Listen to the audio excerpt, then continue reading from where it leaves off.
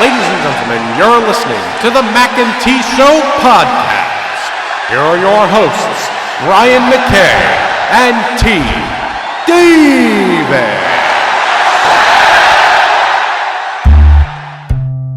This is the Mackay T Show. This is the Mackay T Show. We talk movies and TV shows, sports and world news, coasting like on a world cruise. Hosted by Brian Mackay and T Davis. Yeah, you can't tame us. We're going to the top, we're becoming famous. What time is it? It's time for the Mackay T Show. What time is it? I said it's time for the Mackay T Show.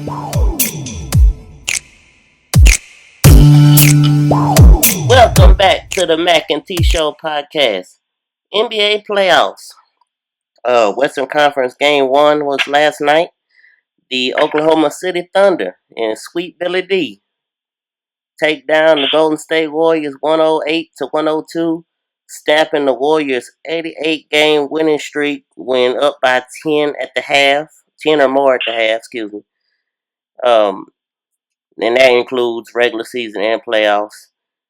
I thought that the Thunder might win a game or two in this series. I didn't think they would win game 1. I will say this, I watched a good majority of the game. Golden State, I'm all for a little showboating, but Golden State, it's almost like they were excessive last night. I mean, it's like they were flexing and doing all these little things after every made shot, and it just kind of really got on my nerves watching it. So I'm hoping, maybe this was a little wake up call, because I want them, as for a team that's just trying to go out and prove that last year wasn't a fluke. You act like you've been there before. You don't have to do all this showboating and dancing and all this other stuff. And you lost game 1 of the Western Conference Finals. So there you go. Well, they've been acting like that, and it's been kind of annoying, because I get tired of all of them, Curry included. Like, I don't even know if he still hit his chest and kiss his finger and toss it up to the air, or turn around and do the bicep. So, it's been annoying. They've been doing it, and it's been annoying. And if they keep it up, they're gonna be at home, like San Antonio, wondering what happened. Yeah, I mean, there was one point last night where Curry went up over Steven Adams for the Thunder, scored, fell down, flexed from the ground, then got up and flexed again. And I just, Like, nobody, like, the great teams, and if y'all want to be one of the great teams, the Lakers. Okay, I got to throw with my 80s Lakers. Mm-hmm. Did we ever see Magic Johnson them acting a fool after they made great plays? They just played. Right. The Bulls. Did you ever see Michael Jordan and his crew, after they dunk on somebody, he run back down the court? Okay, the one game that he was on fire because he wasn't a three-point shooter and hit like 6 threes or something stupid, and he hunched his shoulders like, I don't know what's happening. Yeah. But that was like a consistent thing all the time. Like, those were anomalies. Like, that rarely happened. Right. The famous shoulder shrug against the Portland Trailblazers. So, the 2000 Lakers, when they was on that stream, Shaq, they had fun, and Shaq did his goofy walk when he might do something, but it wasn't all the time. Every time they made a big play, they didn't act a fool. Not to my recollection. Right. Detroit Pistons, the bad boys, they were nasty. But again, I mean, this team right here, like you said, it's annoying. Like, dude, enough already. You act like you've been there. You don't hit a 3-point shot before. You don't hit and got fouled or whatever. Just stop it with this flexing. I'm tired of everybody flexing. LeBron flexing. Ain't none of y'all got no real muscle. If you ain't Dwayne Johnson, go sit down somewhere. The Eastern Conference kicks off tonight. East Conference Finals between the Cleveland Cavaliers and Toronto Raptors. Do you see another sweep, or do you think Toronto has a chance to win a game or two? I think Toronto might steal 1 or 2. I mean, if you go off regular season, Toronto won the regular season series 2-1. But I mean, obviously, it's different in the playoffs. It is, but I mean, with that being said, they're not gonna go in there scared, and so I think a lot of teams be intimidated. And obviously they ain't gonna never say that, but if you don't beat them a couple of times, in the back of your mind, you're not gonna go into the game saying, "Dang, we ain't never beat them." Right. I think they'll steal one or two, and then just lose it. Like they just barring injury, the Cavaliers got too much firepower for them. Yeah, especially the way they've been playing this postseason. I mean, they're finally clicking. It seems like. So it'll be now if they want to keep shooting all these threes, though, now that could be their downfall. Because while you had that streak of hitting them. That last game against Atlanta, they were not on fire like they had been. I mean, they still won the game, but their 3-point fire it fizzled out. Yeah, Atlanta ain't no good. So we ain't gonna need count. Yeah, DeMar. Like you said the other day, if DeMar and the other boy play well, then it'll be a good game. Yeah, if one of them show up and the other one doesn't, then it's gonna just be over for. Yeah, if Kyle, they're gonna go as Kyle Lowry and DeMar DeRozan go. That's as simple as that. For tonight, at halftime of tonight, I think at halftime, maybe before the game, I can't remember which. They're holding the annual NBA draft lottery. Oh, thank you. Come on, ball, be good to us, lottery ball. Now, let just hypothetical. Don't come through the phone on me, but hypothetical. If by some chance your Lakers get that 4th pick and have to give it to the Philadelphia 76ers, how mad are you gonna be? I'm gonna be real mad. They should have never made no trade where you giving up that it ain't top 5 protected. I ain't never heard of no top 3 protected. Like, what's the chance of you getting top 3? Real slim. Even if you're the worst team, they should have had that top 5 protected. So that's another bad decision on Bus. I'm sure that was Jimmy when I think they got either what's that boy, Superman or something. So when they traded for him, I've never heard of a top 3. It's always been top 5 when you see top 5 protected when you see trades like that. Never top 3. Yeah, so Philly was somewhere laughing when Dum Dum said that, and so no, I ain't gonna be that upset. It'll just be like, oh well, that's another reason to get rid of Jim Bus. Yeah, I think the sooner they get rid of him, the better for all involved. I'd be interested to see where my Bulls wind up, since unfortunately they are in the lottery again this year for the first time in almost, I think, a little over a decade. Well, the thing is, this ain't no good lot. This ain't no good draft. It's probably gonna be some young men that might develop into something, but this ain't no heavy draft where you're gonna get like no 10, probably not even barely 5 good players coming out. Right. I mean, this is one of them. Usually you go into the draft and there's a good 5 or 6 that are going to be NBA stars or have the chance to be. You don't really know that with anybody in this draft. I don't know. Half of the people on the list, I'm like, I don't even know who these people are. I've been trying to YouTube and see their highlights. Right, because most of them are, teams that, maybe didn't make the NCAA tournament or were put out early and didn't really make any noise. And like I think I saw one guy from Syracuse that was staying in the draft, and I'm thinking to myself, I don't even remember him. And they went all the way, as far as to the Final Four. And I don't even remember anything about him. Okay, let me just say this. I'm just reading this right now as we. Okay, now the Toronto Raptors gonna get swept if this thing talking about DeMar DeRozan wants to sign with the Lakers. First of all, he ain't no free agent yet, and I don't know when this conversation happened, but apparently Stephen A. Smith, as transcribed by Ryan Ward of the Laker Nation, he made it very, very clear that he wants to be in LA. Smith said of DeRozan's intentions in free agency. He has family out there. He's from out there. He wants to be in LA. He wants to wear purple and gold. And if there's a way for it to happen again, he's restricted. If there's a way for it to happen, DeMar DeRozan, will be a Los Angeles Lakers uniform next season. Yeah, I had heard that this has been kind of out there because of Stephen A. the last couple of weeks. So I had heard that, but I, like you, there's no, I mean, unless there's a trade involved, there's no real reason for that to even come to fruition.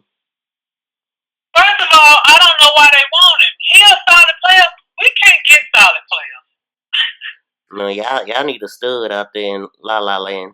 In the West, you can't get solid players. He over there doing well in the East. No, this ain't having to play against Westbrook and all them every night in, night out. So, okay, go ahead. I'm sorry. Let's keep moving. That's going to bring us to our first break. On the other side, we'll get into our latest Empire season review. One more episode this week. And, the season finale, actually tomorrow. So, be interesting to see what happened in last week's episode if you haven't seen it already. We'll get into that and much more. This has been the Mac and T Show.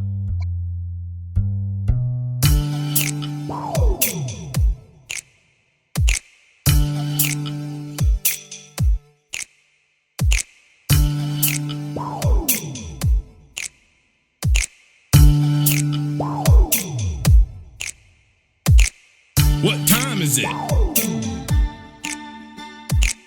What time is it? Welcome back to the Mac and T Show podcast, Empire. Season 2, Episode 17, Rise by Sin. I'm just going to do it kind of like last week. It's going to be a little different without Mama here. But just first thing I want to talk about is the dynamic between Jamal and D Majors and, including Lucius in this past episode. D Majors is really staying hard to his being in the closet publicly. He and Jamal were having another moment in the studio when Lucius walked in. And, D Majors really flipped out, acted as if Jamal had come on to him and in order, to basically save face in front of Lucius. After D Majors storms out, Lucius and Jamal have words. Lucius basically tells him he knows that D Majors is on the DL. It's not a real secret that he thinks he is. Everybody in the music community pretty much knows.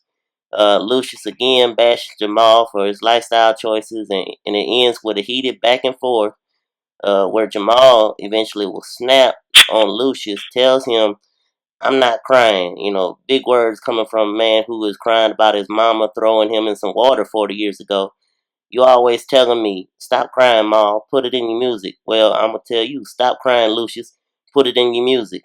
And Lucius grabs him by the throat, tells his son that you ain't nothing but a disappointment to me, and the day you die from AIDS, I'm going to celebrate. See, now why would you write that in there as, what was the point of the day you die from AIDS? I don't know. I guess. What is the point of that? See, and these are the things that bother me about. Don't this what's this writer's name? The writer that Lee Daniels. Doesn't he identify as a MSM? And for those who don't know, that's the man who has sex with men. Is that not what? Is he not a gay male?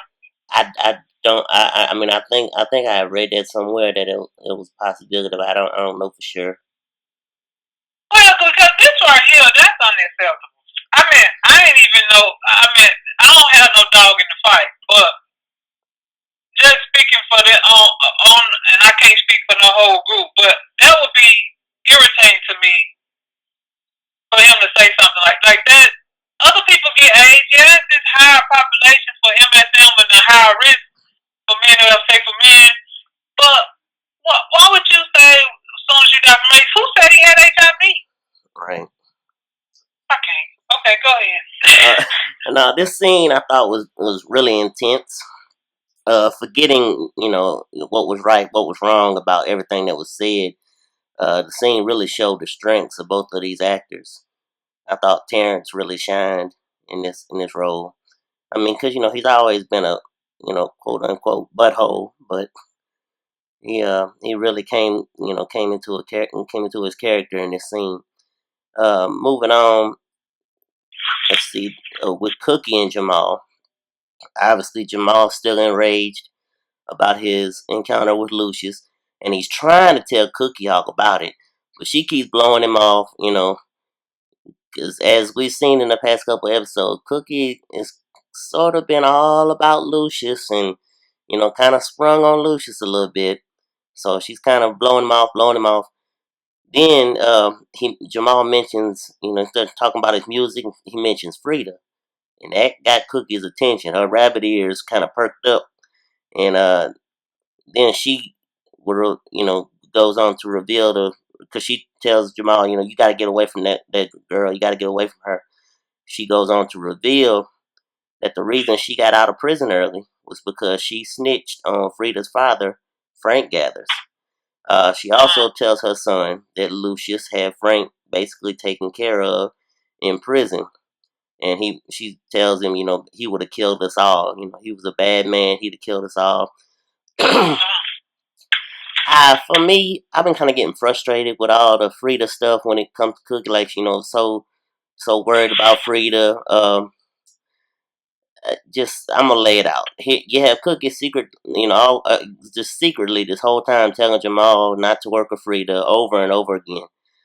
Doesn't ever tell him why. Then 5 episodes later, when she tells him why, she's literally, now all these other times been in secret little places, not getting public here. She literally wide out in the open at the Empire telling him where anybody and everybody can hear.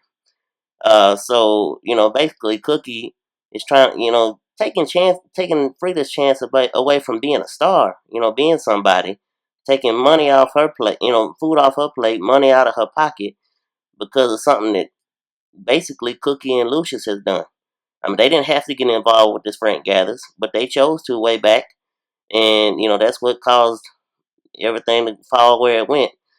So wait a minute, I'm not understanding. You saying that she did what? Is taking chances from this girl? I'm just saying hypothetically, with her trying to get Jamal not to work with Frida, I feel like she's taking chances away from Frida, getting her name out there and getting some exposure, and it's all because of Cookie and Lucius's past with Frank Gathers.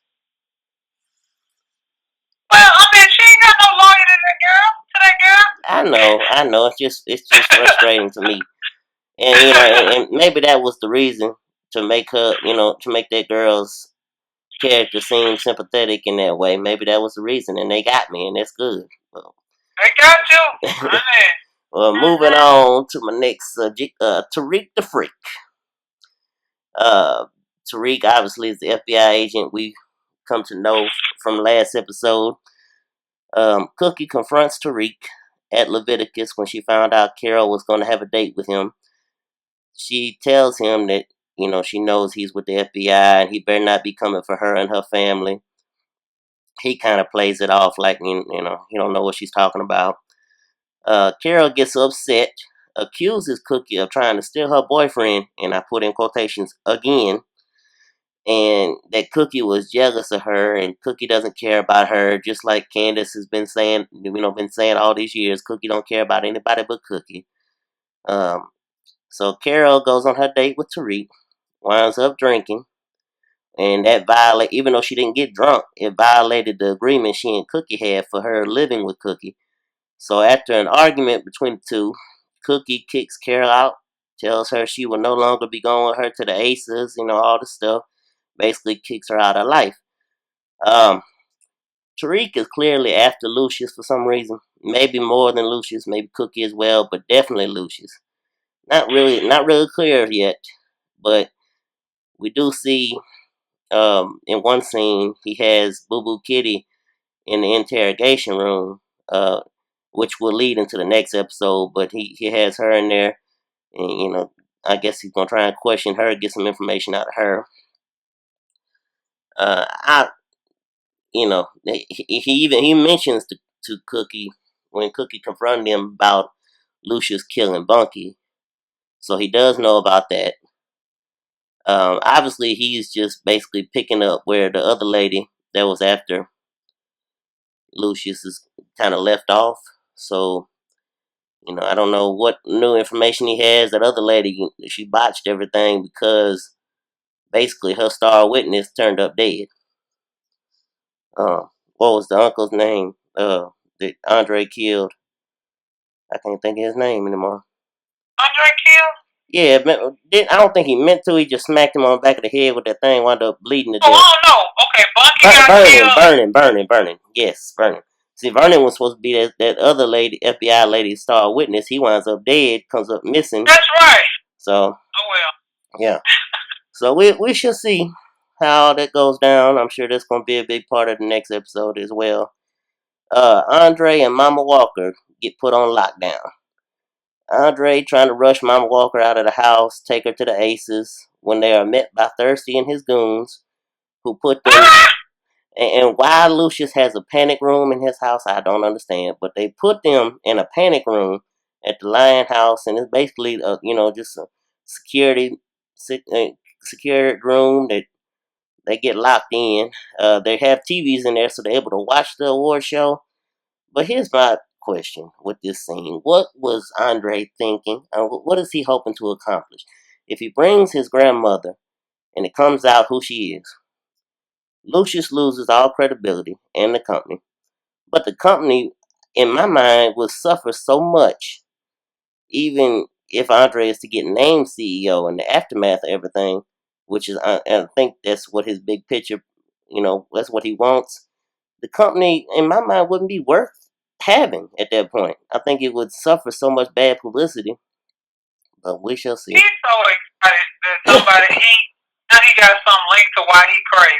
And I don't want to use the word crazy. Yeah. This mental disorder. Right. I know what So you mean. his judgment is clouded. And, where did Thirsty take him? Because he should have. Because Thirsty should have came and kidnapped your grandmama and took her to a new home, because that lady needs to be incarcerated. Well, I mean, they put him down in this little panic room, and they eventually get out, and we'll get to that in a minute. But the ASA Awards. This was, it felt like a real live, award show, red carpet situation where everybody's coming in, there's pictures being taken, interviews going on.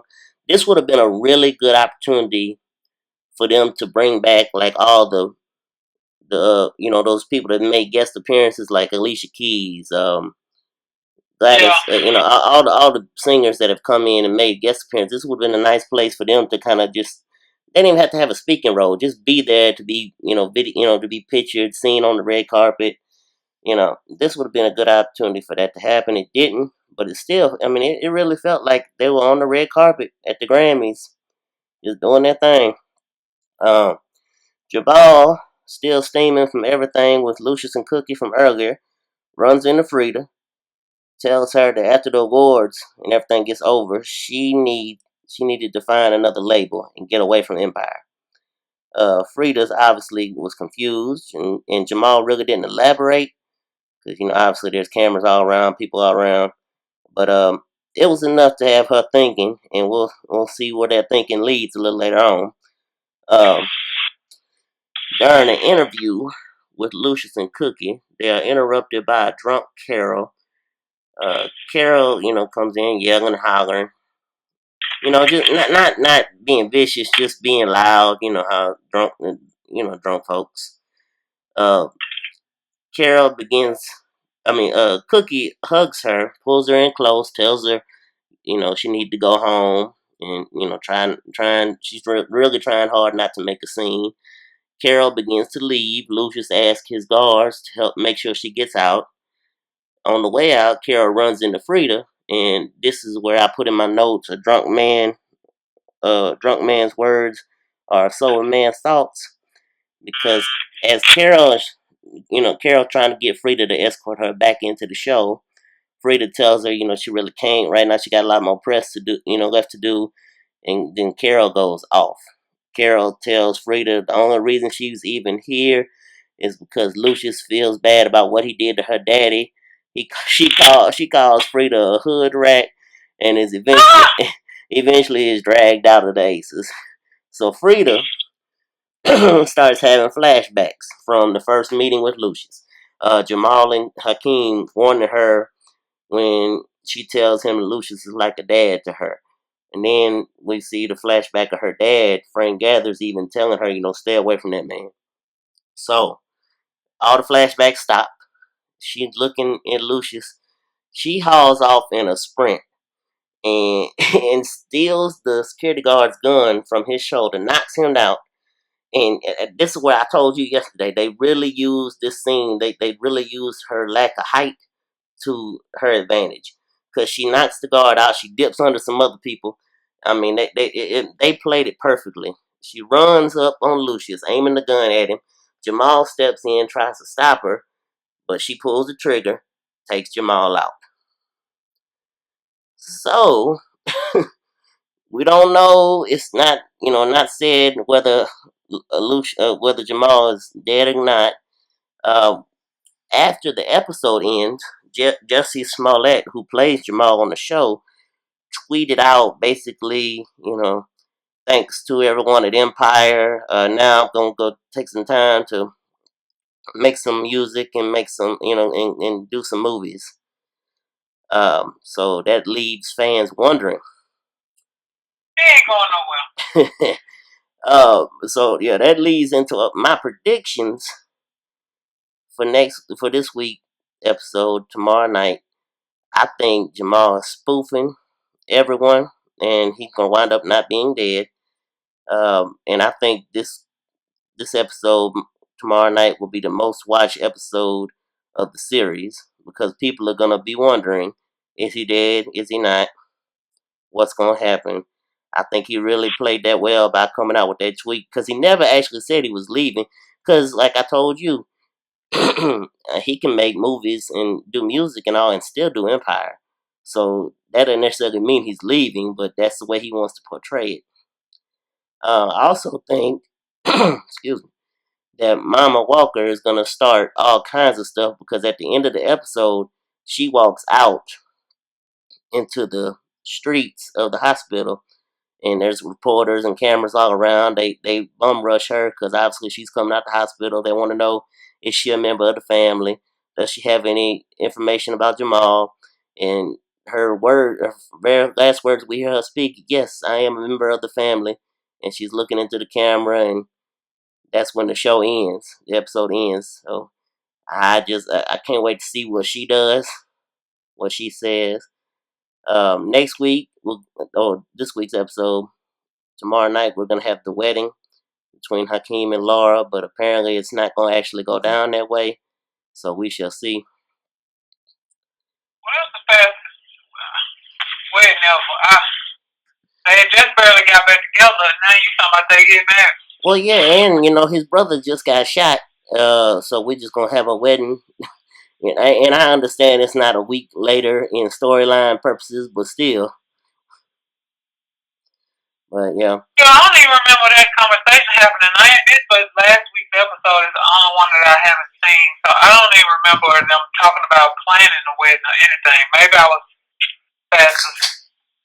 Wouldn't sleep for 2 seconds and missed it. I don't know. Right. I don't know. It just kind of happened, But that's gonna take us to our next break. On the other side, we're gonna talk a little bit about the United Shades of America TV show, the latest episode from the CNN show, and a little bit of world news.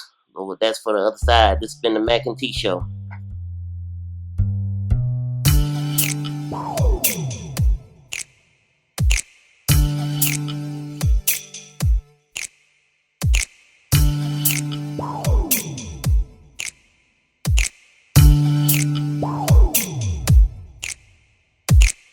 What time is it? What time is it? Welcome back to the Mackay T Show podcast. Kamau Bell, a comedian, has a TV show called United Shades of America that airs on CNN Sunday nights. This past episode was episode 4 of season 1, called Protect and Serve. that saw Bell travel to Camden, New Jersey, which in 2012 was named the United States' most dangerous city. He's there to check out the new way of policing the community that's going on in Camden, which is actually an old method called walking the beat, which used to happen back in I call them the black and white era. Back when every video you see is all in black and white from that a long time ago. It's basically a way of trying to gain the trust of the community. And you see Bell go on a couple of different. He walks the streets with one of the police officers. He rides in another one's car. He talks to a bunch of the people of Camden. A bunch of the. And he talks to all different. He talks to black people. He talks to white people. He talks to Mexicans. Just what they think about police officers, and the police officers are standing right there with him. What do they think about them? And a lot of people are real. Oh yeah, we love we love having them around. Blah blah. Then there's other ones that are brutally honest and saying things that they could do differently. And one thing I really thought was cool that Camden police have, and I'm sure the other police officers of the police stations have this as well. They have a virtual reality little deal where they, officers can go in and train on what to do in certain situations. And this, is really, lifelike. They have different scenarios where this one guy gets out of a car with a gun to his head, walking into City Hall. And the police officers are talking to him, from their end, trying to trying to diffuse the situation. Eventually, you either got to make a choice, either shoot him, take him down, or whatever.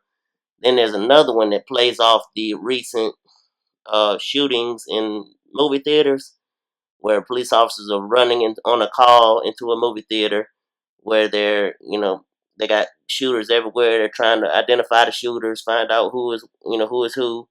They're going into the theater. They're taking out, they got to try to defuse the situation at first, and then they get graded on everything. After they take the time to go through each of the little seminars, they get graded by their superiors on how they did, what they could have done differently.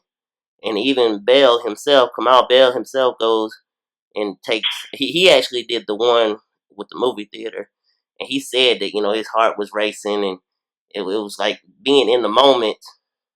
You could see that, you got to make that split decision. Sometimes it might be the wrong decision, and, you got to live with your decision, and that was the whole purpose of going through the drill, was to see that, sometimes you might get the wrong decision, but you're not necessarily a bad person. You just made the wrong decision. Now you got to live with that the rest of your life. And, then they talked about the fact that, and even had some police officers say that there are bad officers out there. They're not denying it. They try to weed them out, but sometimes they fall through the cracks. So, I thought it was a really good episode. Showed a lot of the Black Lives Matter movement.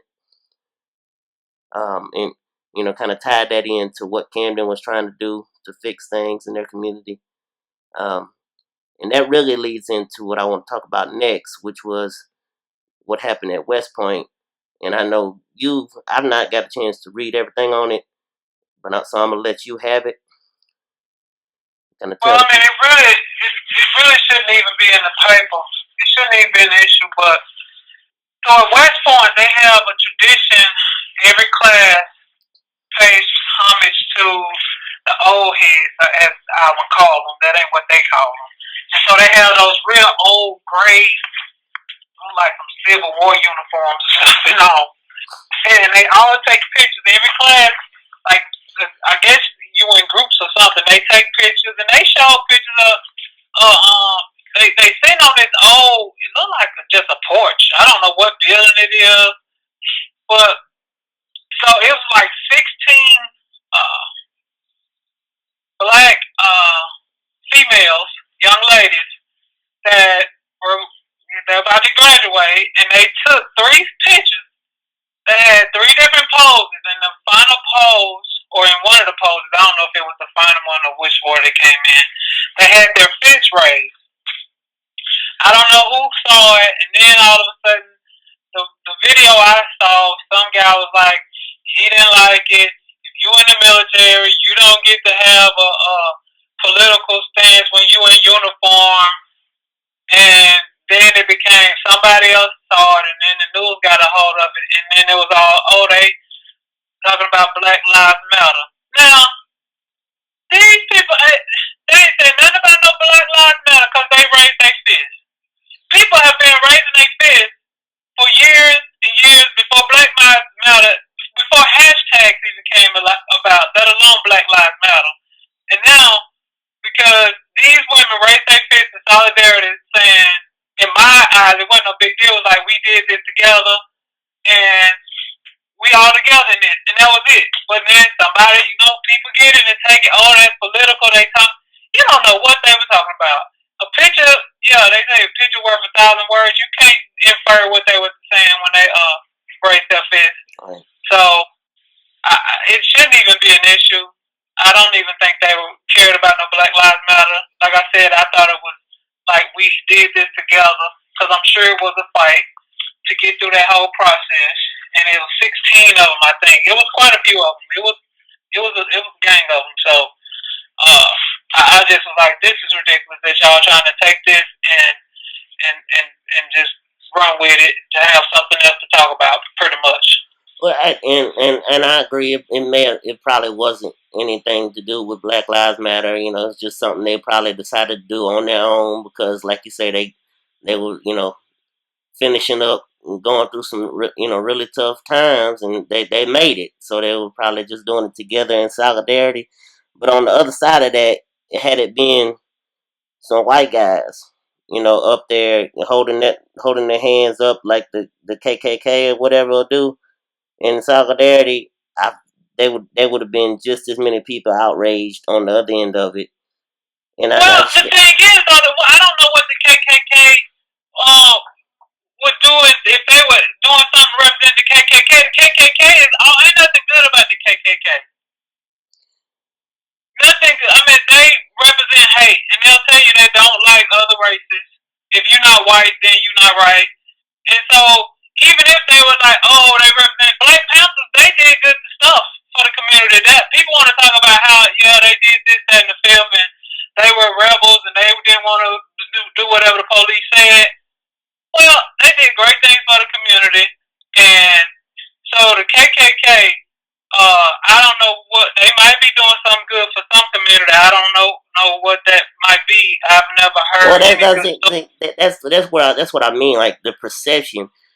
You being a black female, your perception could be different than some white person's perception of the Black Panthers. And just like you have a different perception of the KKK, obviously like you said, they could have some different community efforts where there are some good things that the KKK has done. We don't know. But, it's just all about perception. And that's all I'm meaning is, had it been white people doing, the hand signal of the KKK or whatever, it would have been that perception that would have caused issues. And I think that's what I'm trying to say is the perception of them with their fists in the air. Some white people, that don't understand the whole crux of the Black Panther movement could take that to be offensive. And that's all I'm saying. I'm saying the perception of it. And I'm saying people need to not be ignorant and understand that, actually, I don't even think the raised fist, started with the Black Panthers. I want to say it started in a whole nother country, something like that. But at any rate, we can't. I mean, everything that we do is under scrutiny. Mm-hmm. And so that's unfortunate for us because that's ridiculous. People raise their fists all the time. When the athlete do it, don't nobody say nothing. If he throw his fist up, nobody says. And I don't think people do it like, oh, we won the championship to have their fist up, or what? And they nobody say, oh, he's talking about Black Power, or they talking about Black Lives Matter. Oh, just stop, people. Well, And Ask them, how they did it, and then get whatever answer you get. And if they say, "Oh, well, we were trying to do whatever," then take it from there. Don't just assume because and these people that were talking about it, they not even in the West Point. They don't even work at West Point. The guy said he saw it somewhere, and he was on it. Here we go, social media. He saw it and got offended. Some older man that had military background. He was so old, I don't even think he in the military and doing nothing associated with the military. He gave his 2 cents. Like, you don't have no idea what happened and why that happened. And the people that's in West Point, I'm sure they'll do their due diligence. Hopefully them young ladies got to graduate because they still had a final exam or something to take. And I hope they don't just take that one incident and just be like, oh, all that work they done is thrown out of the window because somebody saw something and took it the wrong way. Yeah, that's one thing. Like, I have not read anywhere where they got any information from these young ladies as to why they did it. Right, and nobody said anything else. I guess, West Point is keeping it on the low. I mean, whatever they do is in-house or whatever, so we probably never know. Well, and I'm not sure that even the media is trying to find out because you and I both have said many times how the media likes to sensationalize. So they may not even be trying. They want to just keep this, in the news the way it is, which is altogether wrong. So let me read this to you and our people. The power fist, the raised fist. This is because I read this before. Is a symbol of solidarity and support. It is also used as a salute to express unity, strength, defiance, or resistance. The salute dates back to ancient Assyria. And that's what I was saying. This was even before the Black Panther. Right. This is like, so, before you start throwing Black Lives Matter on, that fist has been used long ago. For many different reasons. But it's easy, because of the Black Lives Matter currently salient on people's minds, that's the first thing they go to, I guess. Right. If they like it. Humans, that's what they do. Well, to end this show on a little lighter note, can I please, people, I'm putting it out there. Can we stop the running man challenge? The skipping man challenge. Can we please stop that? Okay. I can't. First of all, yes, it's not a running man, because the running man is a whole different dance from what they doing. So the skipping man is foolishness. And why is it a challenge? Like, they ain't doing nothing. I think they're calling it a challenge because, there's so many, like, it started with these 2 young men, and, I let you see the video of them on, you saw the video of them yesterday of them on Ellen. Started with 2 young men in their high school class, it evolved when 2 Maryland basketball players took their chance to put it out there and do their thing. That's when it really kind of hit mainstream. Now, just every day you get on social media and you see another video of somebody else doing the running man challenge, and it's even gotten so far as to people using, like you saw yesterday, a video of Prince in a performance in Purple Rain, where it starts in with the slow motion, slow movement of the very beginning of the song, and then it hits the crux of the song, and he gets up and he starts moving, and he's moving right in beat with the song being played in the background, and it's just, oh my. It's a mess. Can I just say one more thing? This wasn't on our agenda. Mm-hmm. I just want to say, people, road rage is for real. I just saw a video yesterday. Now, apparently somewhere in Houston, you know how you get these lines and people want to move over because they didn't want to get in a line potentially. I don't know why, but they needed to merge over. Right. This car apparently didn't want to let them merge over. So the lady get out the car and she is saying something to the man in the car. I don't know, she winds up getting out of the car for some reason, and the guy that's driving the truck that the lady in, he gets out, and then they have words, they going back and forth. And all of them, I mean, I think the two drivers of the truck, the man was a white guy, and there was a heavy-set white lady. There's a reason I call her heavy-set, besides the fact that she was. We'll get to that in a second. So, I saw this video. It looked like he was Hispanic. Yeah. And then there was a black guy driving the car, little white Toyota-looking something. So, they had their words. Everybody, seemingly like, okay, whatever. He get back in the car. White lady come back to the window. She's saying something. He tosses a drink. The Hispanic guy tosses a drink out the passenger side door at him, which causes the white man to get out of his truck and run over and kick the man's car. Why did he do that? The black man jumped out of his car and ran over, and they started waylaying on him. The Hispanic guy and the black guy, they waylaying. She trying to get in. You can hear her yelling, no. Well, she got in the middle of the fight, and the black guy walls off and just pops her. And I was like, dang, she can take a punch. Because she didn't go down. Like, she bent a little bit, and then she had her hands up. And I was like, this is bad. This is bad. So, for some reason, they all gather, they get themselves together. They go back to the car. White man get in the car, in his truck. The white lady get in the truck. And then he just floors it like he just and ran in reverse back into that car. And tore the front of that man's little car up. And I was like, this is not happening. Like, this is not happening. And somebody else stuck in traffic was recording it. And then the man take off after they got in the truck. And then obviously we don't know what happened after that. But people, stay in your car. If somebody don't let you merge over, you just be mad but stay in your car. Because this could have went real bad if anybody had a gun that day. Yeah, I actually saw that video this morning, so I know what you're talking about. Then it is. Stay in your car. And she can take a punch. And she can take a punch. Because he went laying her good, right on the jaw.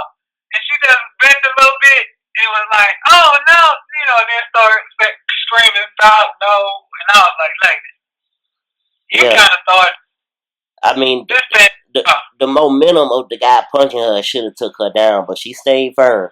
She held it. She held her ground. And she didn't even, like, she bent, you're going to move a little bit. But I was like, she took a punch. But, yeah, stay in your car, people. Yes, stay in your car. Staying in your car saves lives. Saves lives. And now he got to go figure out what happened to insurance.